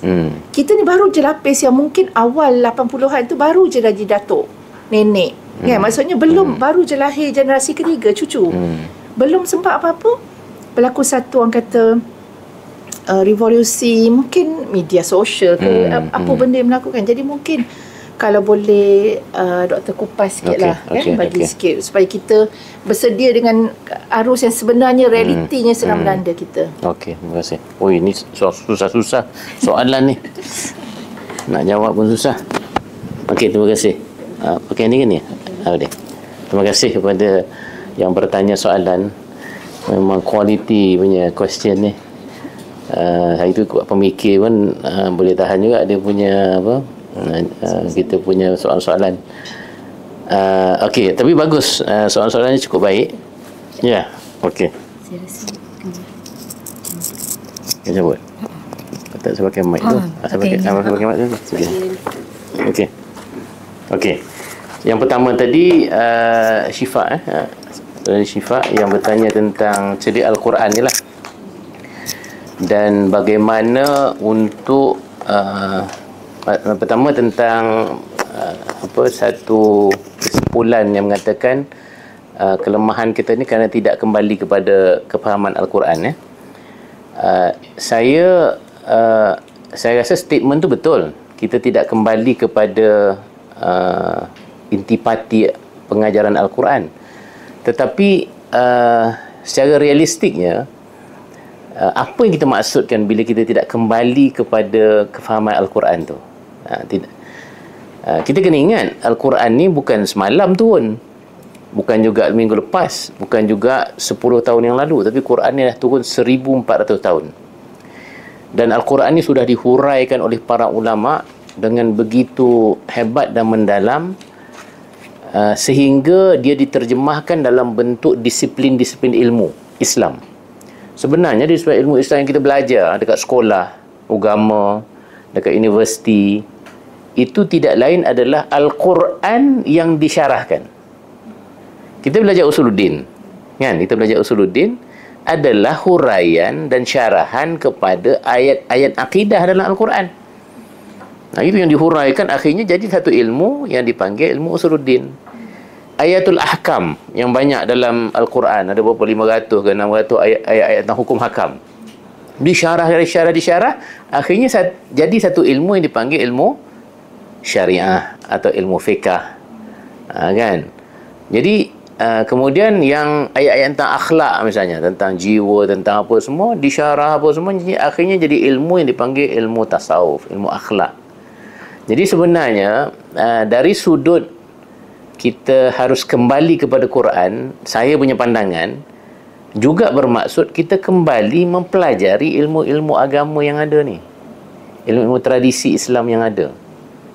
Kerana that is another way for you to go back to the Quran through the macam saluran-saluran yang sebenarnya sudah dibuat oleh sejarah, kan? Itu satu. Sebab hari ni ada ramai yang keliru, dia kata kita kena kembali baca Quran dan faham Quran. Cuba kita fikir, kalau orang tu dia balik, dia pergi baca Quran, dia nak tahu pasal apa, katakan pasal Tuhan, dia baca Quran, ayat-ayat tentang ketuhanan dalam Quran, akhirnya dia akan sama seperti mana ulama-ulama kita yang menghuraikan tentang ketuhanan dalam bidang usuluddin. Malah lebih hebat lagi ulama-ulama tersebut, kerana dia dah ada kaedah dia dah ada kaedah pemikiran dia dihuraikan oleh para ulama-ulama akidah. Fiqh pun macam tu juga, ada usul fiqhnya, ada kaedah-kaedah fiqh yang akhirnya mereka boleh mentafsirkan dengan baik ayat-ayat hukum. Jadi maksudnya betul kita tidak kembali kepada Quran, tetapi kita kena ingat Quran itu juga dia ada dia punya jalan-jalannya yang telah disediakan oleh tamadun peradaban Islam dahulu, yang that is another way for you to go back to the Quran. Tapi saya faham mungkin yang Saudara Syifa maksudkan adalah orang tak baca Quran hari ni, orang tak cintakan Al-Quran. Yang itu mungkin kita boleh main peranan, kan? Sebab dia kena bermula macam tu dulu, dia kena bermula dengan dia sukakan Quran itu. Bila dia suka Quran, dan dia baca Al-Quran. Bila dia baca Al-Quran, tafsir apa semua tu, tapi jangan lupa dia kena balik gabungkan balik kepada ilmu-ilmu yang ada tadi tu, supaya dia akhirnya komprehensif balik dia punya kefahaman tentang Quran tu. Kalau tidak, kalau kita balik seolah-olah kita macam zaman Nabi dululah, turun satu ayat kita baca ayat tu, apa maknanya, kita pun bincang dengan kawan-kawan kita makna tu, tapi kawan-kawannya pun akhirnya ni kita tengok tafsir ni, sebab yang ni kita susah nak faham ayat ni, kita kena tengok tafsir. Tengok, akhirnya kita kena kembali balik kepada apa yang dah dihuraikan oleh para ulama kita dahulu. Dengan kata lain, dia tidak mudah untuk kembali kepada Quran yang sebenar, itu tidak mudah. Mungkin kita boleh mulakan dengan mencintai Al-Quran tadi. Membaca, hari-hari kena baca. Hari-hari kena baca. Saya sendiri pun bila dah umur macam ni baru kita fikir sebenarnya kita kena baca, dan sebenarnya Quran ni hebat tak hebatnya, dia ada elemen ilmu yang seperti mana dihuraikan oleh tafsir, oleh akidah, tapi dia juga ada ilmu yang direct tau. Kalau kita baca, dia terus kita sendiri secara peribadi dapat. Sebab dia ada ayat yang simple, ada ayat yang complicated, tapi ayat yang simple tu bila kita baca, ini macam kena pada kita. Dia macam ada point Tuhan nak cakap dengan aku ni. Kan? Benda macam tu yang kita kena didik masyarakat kita supaya berdamping dengan Al-Quran dalam konteks macam tu. Tapi jangan lupa, kandungan terbesar Al-Quran itu sebenarnya dah diterjemahkan dalam bentuk disiplin-disiplin ilmu yang cukup mendalam oleh para ulama kita. Jadi saya punya pandangan, gabungkan dua-dua tu. Yang tadi tu elemen kecintaan Al-Quran, biar dia suka membaca apa semua. Tetapi jangan lupa kembali juga kepada disiplin-disiplin ilmu yang sememangnya datang daripada Al-Quran. Yang dah dihuraikan oleh para ulama itu. Itu soalan pertama. Yang kedua, adab dan hikmah itulah. Orang perempuan nak laju je kan, kalau boleh, apa disiplinnya. Itu juga ilmu ni dia tak boleh laju. Masalahnya dia tidak ada no shortcut for knowledge. Imam Ghazali kata apa? Dia kata apa? Sekejap saya nak cuba ingat. Bahasa Melayu lah, bahasa Arabnya tu saya selalu ingat, tapi hari ni lupa lah. Berikan seluruh hidupmu kepada ilmu, untuk ilmu itu memberikan separuh dirinya kepada kamu. Nampak tak dia? Berikan seluruh hidupmu kepada ilmu, untuk ilmu itu memberikan separuh dirinya kepada kamu. Maksudnya apa? Bab ilmu ni, untuk kita dapatkan ilmu yang mendalam, yang sebenar, itu kita kena beri seluruh jiwa kita kepada ilmu. Untuk ilmu itu bagi silap-silap dia bagi separuh je kat kita. Kita dah full time dah ni, belajar sungguh-sungguh, tapi mungkin akal kita tak cukup mantap, ilmu tu luas, kemudian guru kita mungkin tak cukup mursyid untuk mengajar kita, silap-silap separuh je kita dapat. Itu kita dah bagi full time tu. Bayangkan yang tak bagi full time. Saya belajar ni part time aja kan. Bab ilmu ni saya part time je, buku pun sikit aja kan. Saya tak berapa minat. Habislah. Kalau kita sendiri pun bagi separuh saja diri kita kepada ilmu, kalau suku lagi dahsyat lah. Ilmu tu nak bagi kita berapa? Sebab apa? Sebab ilmu tidak mudah. Ilmu ini tidak mudah. Kerana ilmu, membina budaya ilmu ini, kita membina akal dan jiwa. Akal dan jiwa, membina akal dan jiwa tak sama macam kita membina rumah. Kalau bina rumah, kan, orang kata kontraktor buat rumah, susah juga. Dia letak batu-bata tu kan. Tapi katalah hari ni selesai, batu-bata tu dah letak separuh, dia balik rumah, malah dia boleh cuti seminggu. Dia datang balik, dia sambung je, letak batu-bata tu balik, sambung. Ilmu, hari ni saya bercakap, seminggu saya datang balik, saya tanya balik, ingat tak hari tu saya cakap tentang, seminggu yang lepas saya cakap tentang Salahuddin Al-Ayyubi, boleh tak hurai balik? Habis lupa lah. Saya terpaksa bina balik. Guru lah, bukan saya lah. Maknanya guru-guru kadang-kadang terpaksa bina balik daripada awal. Sebab kefahaman ni dia tak sama. Orang pun tak sama, kekuatan pun tak sama, tradisi ilmu, environment juga tak sama. Hari ni unfortunately kita punya konteks dan juga surrounding kita tidak bagus dalam budaya ilmu. Tak bagus ni maksudnya in comparison dengan dalam konteks sejarah dan tamadun peradaban Islam dahulu lah.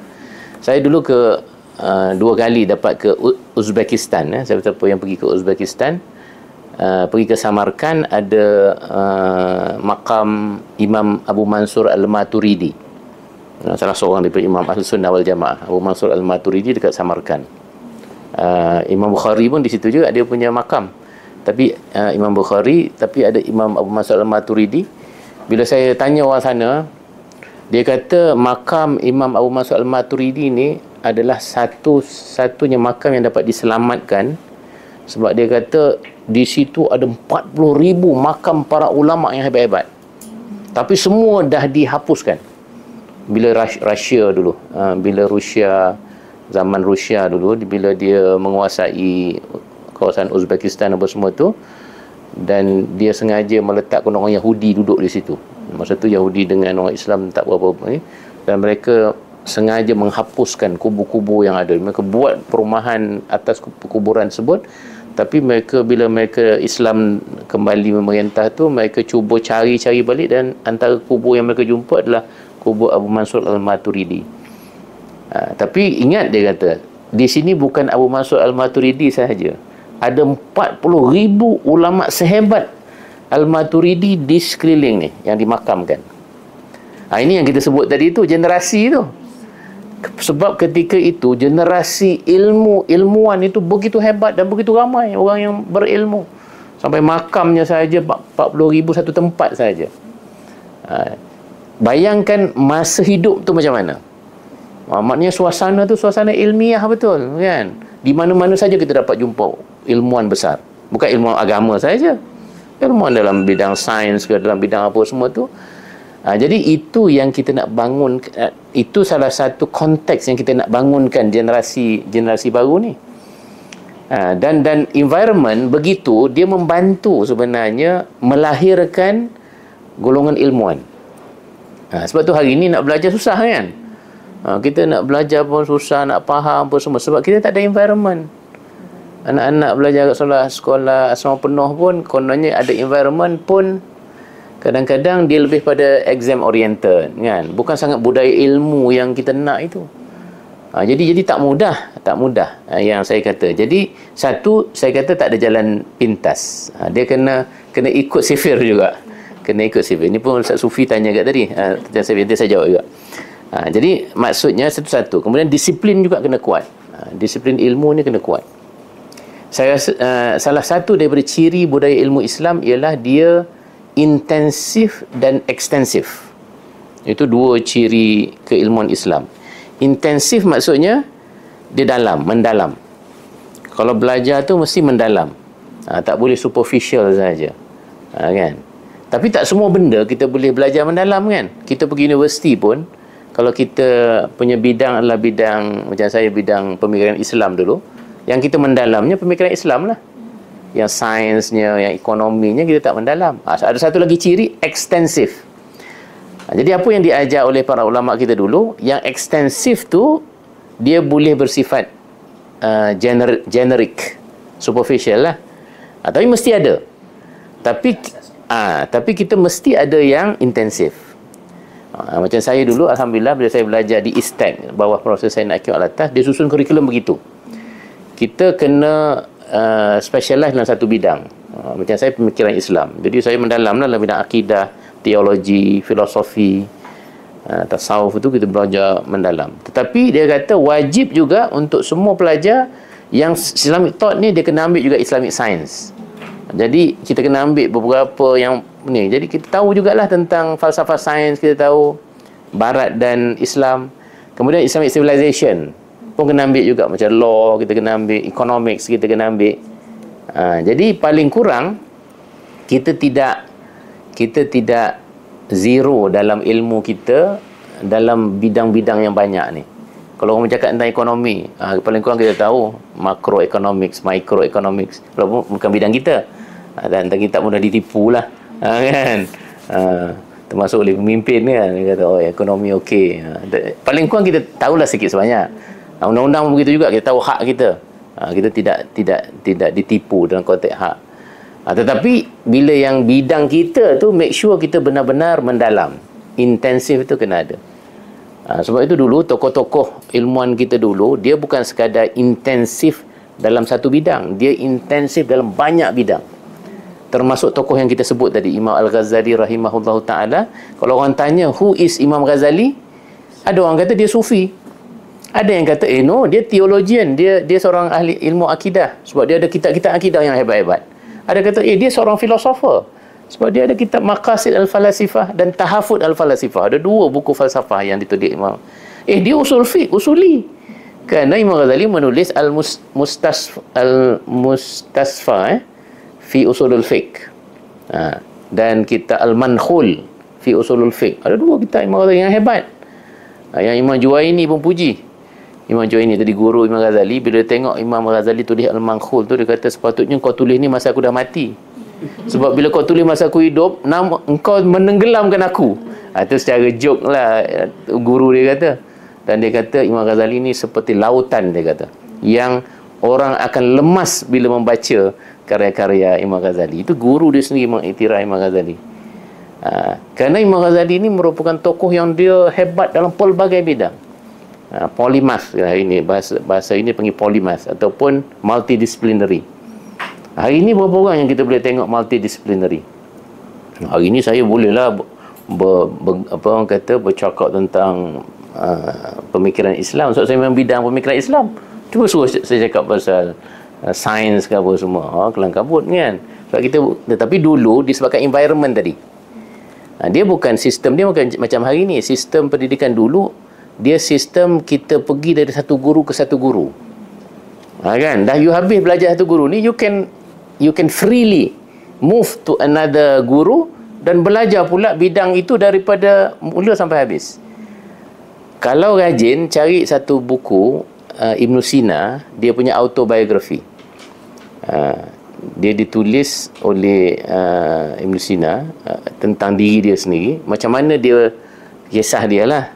Tapi dia pernah cerita tentang macam mana dia belajar dulu. Kata Ibn Sina, pendek footnote Ibn Sina ni dia kata ketika aku belajar dulu, dia kata ketika aku belasan tahun, aku pergi daripada satu guru ke satu guru belajar. Lepas habis satu guru ke satu guru. Dan dia kata kebanyakan guru-guru yang ajar aku ni tak tahu apa yang dia ajar, sehingga aku terpaksa mengajar mereka kembali benda yang mereka ajarkan kepadaku, terutama dalam bidang perubatan. Ini bercakap ketika umur dia belasan, 12, 13, 14 tahun. Dan ketika umurku, ada kitab, ada versi kata 16, ada versi kata 18. Tapi tak banyak bezalah. Ketika umurku 18 tahun, dia kata habis semua ilmu yang ada pada zaman itu aku pelajari. Habis semua ilmu yang ada pada zaman itu aku pelajari. Secara inilah satu persatu ni kan. Dan ketika umurku lepas tu sampai umurku 40 tahun lebih tu, aku hanya mengulang-ulang saja. Kita 18 baru nak masuk universiti kan, baru nak masuk, maknanya baru nak specialize satu bidang. Ibn Sina kata 18 tahun dia dah habis dah semua ilmu, dan sebahagian ilmu dia terpaksa ajar balik guru tu yang tak pandai mengajar, termasuk bidang perubatan. Kita tengok macam mana boleh lahir orang sebegini. Ini bukan cerita dongeng ni. Sebab Ibn Sina kita kenal sampai hari ni, namanya hebat. Kan? Kemudian satu lagi, saya nak sambung point tu. Dia kata, macam mana cara dia belajar? Dia kata, pada waktu siang aku akan berjumpa guru, lepas satu guru ke satu guru. Ketika malam, dia kata, aku akan membaca ditemani oleh api pelita. Dan ketika aku tidak faham apa yang aku baca, dia kata, aku akan tutup kitab dan akan pergi ke masjid untuk bermunajat dan berdoa kepada yang pemberi ilmu, iaitu Allah Ta'ala. Itu cara dia. Ini dari metodologi yang tanya saya, metodologi dia kan. Kemudian dia kata, aku akan balik membaca. Dan ketika aku mengantuk, aku akan tertidur. Dan dalam tidurku lah, Ibn Sina kata, dalam mimpi-mimpiku itulah Tuhan memberi faham perkara-perkara yang aku tak faham ketika baca tadi. Kita mimpi kena kejar ular, jatuh gaung kan. Saya kan mimpi ngarut aja kadang-kadang kan.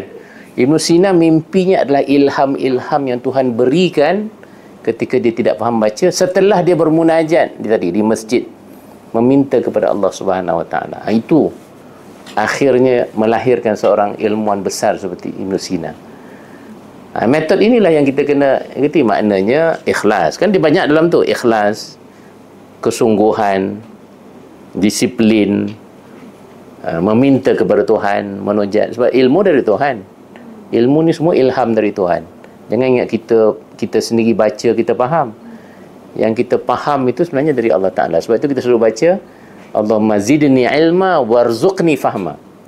Ya Allah, tambahkan aku ilmu dan rezekikan kepadaku kefahaman. Rezeki itu maksudnya apa? Rezeki ni kan kalau Tuhan nak bagi, Tuhan bagi. Kalau Tuhan tak bagi, Tuhan tak bagi. Itu rezeki kan?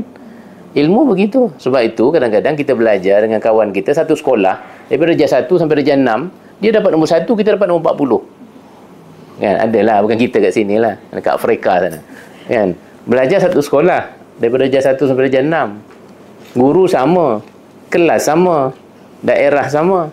Dia dapat nombor 1, kita dapat nombor 40. Apa masalah dia? Masalahnya ialah masing-masing itu berbeza dari sudut keikhlasan, dari sudut kesungguhan, dari sudut persiapan jiwa dan akal, dari sudut keazaman nakkan ilmu itu, semua berbeza. Sebab itu ada yang pandai, ada yang tak pandai, ada itu. Jadi itu merupakan disiplin yang bagi saya kena dicari. Okey, habis tu satu soalan baru tu. Ustaz Sufi bertanya tentang timeline. Ni nak cepatkan sifir sejarah lah ni. Saya rasa boleh dengan syarat kita kena study the whole kita analyse the whole faktor-faktor kejayaan tu. Sebab hari ni kita ada kekuatan teknologi maklumat, kita ada AI apa semua kan. Jadi mungkin dia akhirnya manusia juga, ilmu dari Tuhan sama dari Allah Ta'ala juga, tapi mungkin faktor-faktor kepesatan teknologi maklumat yang ada pada hari ini boleh membantu mempercepatkan certain proses. Mungkin kita boleh lahirkan, tetapi kena ingat dari sudut menu atau ramuan itu dia tidak boleh dikurangkan lah, tak boleh dikorbankan, tak boleh kompromi tentang kualiti ramuan-ramuan yang ada, kualiti kan. Tapi dari sudut proses kita boleh bincang lah. Kalau jenis rajin tiap hari dia boleh berkumpul kat sini, tiap hari satu kitab, satu kitab. Mungkin proses tu generasi 10 orang ni dia boleh jadi exceptional. Dan dia macam tu. Sebab itu dalam tradisi ilmu di timur dan di barat. Di barat pun ada satu circle tu dipanggil Vienna Circle. Vienna Circle. Amirul mungkin tahu ni, yang suka baca falsafah barat ni. Dia grup ilmuwan yang hebat dalam sains, tapi disebabkan mereka ini selalu duduk berbincang, lama-lama dia orang datang dengan idea-idea besar, dan akhirnya mereka mempengaruhi community science di barat itu untuk idea-idea besar. Jadi why not kalau you all betul-betul bersemangat ni nak bangunkan generasi new Salahuddin punya, mulakanlah, dan mungkin sifir itu boleh dipercepatkan, dia boleh dipercepatkan.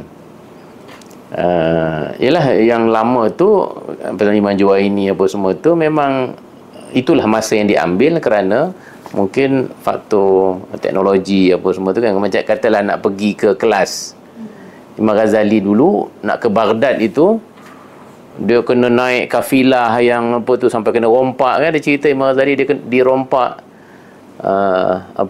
penyamun tu nak ambil buku-buku dia. Dia kata, engkau kalau nak ambil duit apa semua ambil lah, aku ada duit bawa ni, tapi buku jangan ambil, ini ilmu aku. Kemudian pengumpat tu kata kat dia, engkau ni ilmu engkau dekat dada, dekat akal ke ataupun dekat kitab-kitab? Dia terasa tu bila pengumpat tu cakap macam tu, terkesan dalam diri dia. Sejak daripada itu dia menghafal, dia banyak mengingati apa semua sampai dia sudah tidak bergantung pada kitab-kitab dah. Itu perompak bagi hikmah kat dia tu. Perompak lah, tetap jahat ni kan. Tapi perompak pun pandai menyindir dia, dan akhirnya dia berubah antara faktor perubahan dalam diri dia. Jadi kalau betul lah zaman itu memang lama lah proses nak pergi belajar. Ini kita kejap dah datang sini dah. Dan boleh online pula sekarang ni. Jadi sepatutnya proses tu boleh cepat. Dan tadi doktor bertanya tentang kebangkitan Islam di Malaysia. Saya juga terlibat dengan proses ini apa semua kan. Cuma saya rasa sesuatu kena diperkasakan. Sebab itu yang kita bincang dalam pemikiran itu juga, tentang tahrir apa semua kan. Mungkin ramuan-ramuan kita tu kena dimantapkan, proses kita ni. Gerakan Islam lah, maksud saya gerakan Islam ni. Saya lihat dalam konteks gerakan Islam ni, dari sudut disiplin kita bagus, dari sudut amal jama'i itu kita bagus, disiplin haraki itu kita kuat kan. Maknanya kalau macam katakan kalau nak berusrah, kita datang. Kalau nak berwacana, kita boleh susun dengan baik. Dan saya lihat itu kalau perbandingan dengan yang tidak ada pengalaman itu, dia orang tidak laju dari sudut itu. Itu dah bagus. Tapi dari sudut konten, dari sudut konten itu kan, pemikiran misalnya, idea besar, tradisi ilmu, saya ingat ada sedikit benda yang kena diperkasakan dalam konteks gerakan Islam. Muhasabah kita lah, muhasabah kita. Contohnya saya sebut itu dalam masa pemikir punya program. Saya kata misalnya apa agenda peradaban dan agenda keilmuan dalam gerakan Taghir kita, kan? Sebab sebahagian gerakan tu dia memutuskan dia punya tradisi dia daripada tradisi dahulu. Dia ada dia punya justifikasi lah. Dia kata kita nak move laju ke depan, jadi kita tak nak terikat dengan the so called tradisi lah, turas. Bagi saya rugi, bagi saya satu kerugian sebenarnya kalau kita meninggalkan turas. Cuma bagaimana kita nak memanfaatkan turas, itu satu persoalan yang boleh dibincangkan. Mungkin sebahagian rasa turas ni kan berat, nak baca kitab tafsir balik, kitab usul fiqh balik, kitab tasawuf balik, apa semua. Tapi kita kena ingat, inilah dia yang saya sebut tadi tu. Itulah kekayaan, itulah khazanah kita. Itu saya bagi perumpamaan, dia macam kereta api kalau nak laju, kita putuskan je yang kepala je pergi. Gerabak yang belakang yang bawa barang-barang apa semua tu tinggal belakang, kepala laju. Laju lah dia, macam lori pun kan, kepala lori tu je, dia punya kontena tu tinggalkan. Tapi dalam kontena tu ada emas, dalam kontena tu ada segala khazanah-khazanah yang kaya yang kita nak manfaatkan. Sama dengan kita punya gerakan.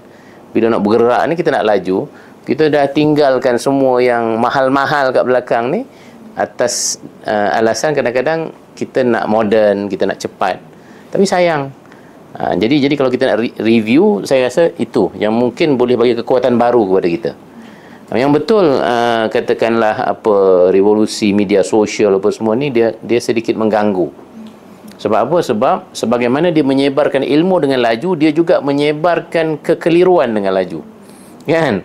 Jadi orang pandai pun cepat hari ni, orang jadi bodoh pun cepat. Orang jadi keliru lah, bukan bodoh, jadi keliru, kan? Sebab terlampau banyak maklumat sampai akhirnya kita kelemasan dalam maklumat. Terus sebab ada tokoh O.J. Wilson tu, dia kata we are drowned with information yet we are starved with wisdom. Kita tenggelam dalam maklumat sehingga lemas, tapi kita masih kelaparan ilmu dan hikmah. Yang itu kita tak ada. Walaupun maklumat banyak, tapi kefahaman tak ada, malah kekeliruan yang banyak. Maklumat tekan aja. Sekarang ni ChatGPT buatkan kita punya kan, kita punya ucapan. Saya pun guna juga ChatGPT kadang-kadang kan. So dia cari dulu, ChatGPT tolong cari, kenapa kita tengok ini tak betul, kita baiki apa semua kan. Jadi tetapi itulah juga ruang yang akhirnya membawa kekeliruan yang banyak dalam masyarakat kita. Jadi akhir kita terpaksa balik kembali disiplin tadi, mencari guru yang betul, membaca dengan teliti, mesti kena balik kepada itu. Jadi kita kena selektif dalam menggunakan teknologi-teknologi yang ada. Dan saya rasa kalau ada gabungan yang baik antara tradisi yang kaya tadi itu dengan kekuatan yang saya sebut tadi dalam gerakan ni, banyak kekuatan yang kita ada, insya-Allah dia akan mungkin memberi momentum baru lah untuk kita move lebih laju. Wallahu alam. Saya ingat tu 3 soalan lah, dan panjang lah tu. Alhamdulillah. Saya kira dah tiada soalan lagi ya. Satu lagi. Ada. Oh, itu. Ada juga. Peranan wanita lah. Oh, wanita Okey. Khusus kesimpulan lah boleh. Sekali. Tak marah pula wanita ramai datang. Saya lihat dalam konteks peranan wanita dalam generasi Salahuddin ini, dia inherent tau, dalam proses yang kita sebutkan tadi. Tak mungkin proses kebangkitan generasi Salahuddin itu boleh berjaya tanpa peranan wanita yang bukan sekadar pasif tetapi yang aktif. Contohnya mendidik anak-anak tu. Mendidik anak-anak itu sendiri memerlukan bukan sekadar peranan ibu yang aktif tetapi juga yang faham. Sebab kan kita kata tadi dia ada surrounding yang cantik dalam membina generasi Salahuddin tu. Surrounding tu termasuklah kefahaman masyarakat, dan kefahaman masyarakat tu termasuklah kefahaman ibu bapa, ibu apa semua. Jadi maknanya proses pendidikan tu jadi bagus, jadi mantap, jadi efisien, jadi laju disebabkan oleh peranan bukan sekadar guru-guru tapi yang di rumah tu. Jadi tak mungkin itu berlaku tanpa peranan wanita yang begitu besar lah, yang begitu besar. Kemudian memberikan semangat, macam semangat jihad, semangat jihad dan semangat untuk mengembalikan Palestin itu pun banyak diberikan oleh wanita. Sebab itu merupakan faktor emosi yang penting kan. Tengoklah baru ni yang naik bot tu, yang hebat-hebatnya semua yang wanita kan. Sebab dia ada elemen emosi yang boleh membangkitkan semangat tu. Dan Islam ini cantik. Kekuatan emosi yang ada pada wanita itu dia digabung jalinkan dengan baik dengan kekuatan kepimpinan yang ada pada lelaki. Sebab itu dalam konteks rumah tangga misalnya kan, isu yang hari ini, isu feminism misalnya, banyak dibangkitkan isu bahawasanya perempuan ni dikuasai oleh kekuasaan lelaki kan dalam rumah tangga apa semua tu, macam paternal punya mentality kan. Sebenarnya dalam Islam ni kita dididik prinsip rumah tangga itu mawaddah warahmah, kasih sayang kan, dan complementary. Kekuatan yang ada pada lelaki itu dia di komplement oleh kekuatan yang ada pada wanita. Wanita pun ada kekuatan yang ada pada lelaki juga, tapi gender tu dia ada kelebihan kan. Tuhan pun kata ada kelebihan yang aku bagi kepada lelaki. Kenapa? Kerana ada tanggungjawab kat situ. Jadi kelebihan tu datang dengan tanggungjawab. Dan seorang konteks wanita penting tu peranan yang lebih bersifat pendidikan, emosi dan lain-lain itu, sehingga anak yang lahir tu dia ada keseimbangan antara ke semua aspek itu. Keberaniannya ada, himmahnya pun ada, dan lain-lain lagi. Jadi saya rasa kita tak adalah boleh spesifikkan kata kalau ada grup wanita sekian pada zaman itu. Tapi wanita tu bagi saya dia sudah berada dalam masyarakat dengan peranannya yang begitu berpengaruh, terutama sekali dalam membina kekeluargaan itulah, membina kekeluargaan itu, dan juga membentuk kerohanian, spiritual dan keagamaan. Malah ada kajian yang mengatakan bahawa wanita dari keluarga Kurdi dan Mesir di zaman Salahuddin Al-Ayyubi cukup berperanan, kerana orang Quds ni dia punya keberanian dia luar biasa. Salahuddin Al-Ayyubi merupakan Quds Kurdi, dari bangsa Kurdi, dan sekarang pun dia orang masih kuat kan di Turki, sampai dia orang berperang dengan kerajaan Turki kerana nakkan hak mereka. Jadi pada zaman itu wanita dari kaum Kurdi dan juga Mesir itu mereka berperanan memberikan semangat kuat sehingga akhirnya dapat memberi kekuatan kepada generasi ketika itu yang akhirnya melahirkan Salahuddin dan mengambil semula Al-Aqsa itulah. Sebab suasana tu dia lebih kurang hari ini je sebenarnya. Pada zaman itu Al-Aqsa jatuh ke tangan tu sebagaimana hari ini kita tengok Israel apa semua menguasai apa semua. Dan cuma bagaimana cara mereka menyusun itu yang kita tak ada, dan kita kena belajar daripada Salahuddin Al-Ayyubi punya sejarah. Jadi saya ingat itu jawapan ringkas saya lah kepada soalan peranan wanita tadi, yang pastinya peranan wanita tu besar. Okey. Saya dibaca juga dia kata guru kepada salah seorang dalam buku ni lah. Adalah wanita, ramai guru dia adalah wanita juga. Ya, betul. Itulah. Jadi sebenarnya kita wanita ni lah khususnya berperanan dalam pelbagai sudut lah. Bukan hanya di rumah sahaja, tapi lebih besar daripada itu. Jadi untuk penghatuan doktor juga kami ini julung-julung kali ni lah kami melaksanakan wacana ilmu yang membincangkan tentang sejarah dan falsafah inilah sebelum kita hanya ambil surface je kan. Jadi bila kita bincang lagi, kita terokai lagi ilmu apa lagi yang kita nak belajar dan kita jumpalah dan doktor orang mungkin orang pertama lah kan. Bukan terakhir Bukan terakhir. Takut lepas ni pening kepala. Yang membuka minda, insya-Allah ya kami semua. Okey, insya-Allah. Sekali lagi saya ucapkan terima kasih kepada doktor kerana sudi hadir dan memberikan pencerahan lah berkaitan kupasan isu buku ini.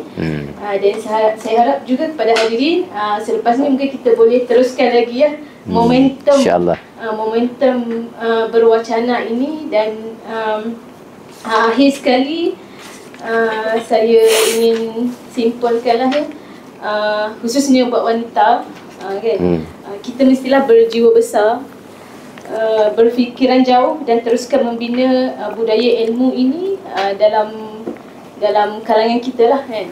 InsyaAllah semoga kerana kejayaan itu bukan sekejap.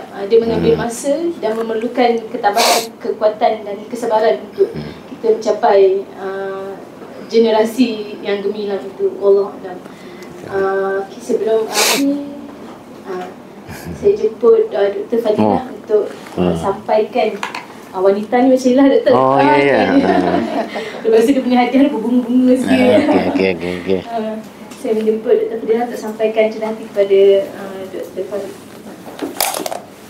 Lelaki sama aje, tak ada bunga aje. Tidak. Ambil gambar.